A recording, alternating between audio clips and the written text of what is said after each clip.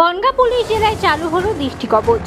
আগে সীমান্তের বনগাঁ পুলিশ জেলায় চালু হয়েছে বিশেষ দশমূল্য সুরক্ষা কবচের রক্ষক জাগৃতি শক্তি কর্মসূচি। এই সকল কর্মসূচিতে পুলিশের বিশেষ বাইক বাহিনী থেকে শুরু করে মহকুমায় অধিকাংশ স্কুলে চলছে শক্তি ও জাগৃতি কর্মসূচি। সেখানে স্কুলের পড়ুয়াদের good touch bad touch karate শেখানোর পাশাপাশি সামাজিক অপরাধ সম্পর্কে পড়ুয়াদের প্রশিক্ষণ দিচ্ছে পুলিশ কর্মীরা। এবার চতুর্থ ধাপে বনগাঁ পুলিশ জেলার উদ্যোগে চালু হলো দৃষ্টি কর্মসূচি। এখনো পর্যন্ত মহকুমার 5টি থানা এলাকার 200টি জায়গায় সিসিটিভি বসানো সম্ভব হয়েছে। বনগাঁ পুলিশ জেলার এই বিশেষ কর্মসূচির আনুষ্ঠানিক উদ্বোধন করেন এডিজি দক্ষিণবঙ্গ সুপ্রতিম সরকার ও ডিআইজি বারাসাত ভাস্কর মুখোপাধ্যায়।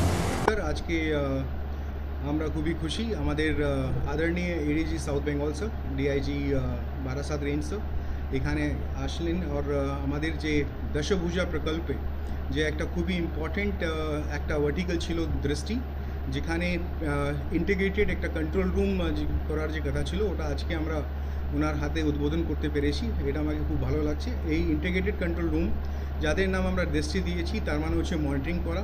ওখানে প্রত্যেকটা ভার্টিক্যাল আমরা ভালোভাবে মনিটরিংটা করতে পারবো, ইনক্লুডিং আমাদের দৃষ্টি যে প্রকল্প ছিল, এখানে আমরা ডিফারেন্ট ডেস্কে যে আমাদের ইন্টিগ্রেটেড একটা কন্ট্রোল রুম বনগাঁ পুলিশ জেলা পেয়েছে, এটা খুবই ভালো।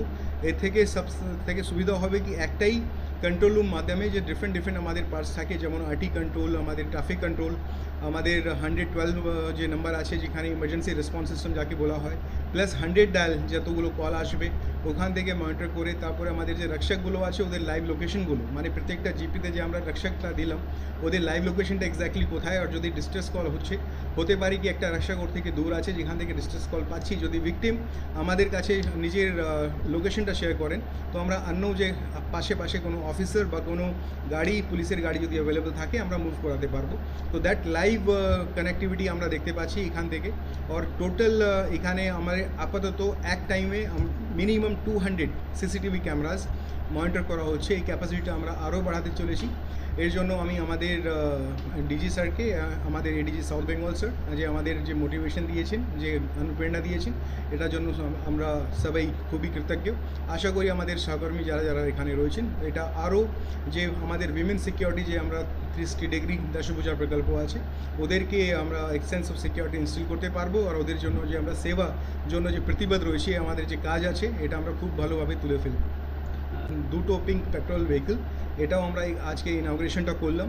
যে এই পিঙ্ক পেট্রোল আপাতত মিউনিসিপ্যালিটি এলাকাতে চলবে। প্রত্যেকটা আরও আনেওয়ালি টাইমে আমরা এক একটা থানা পিছনে এক একটা পিঙ্ক পেট্রোল পাবো।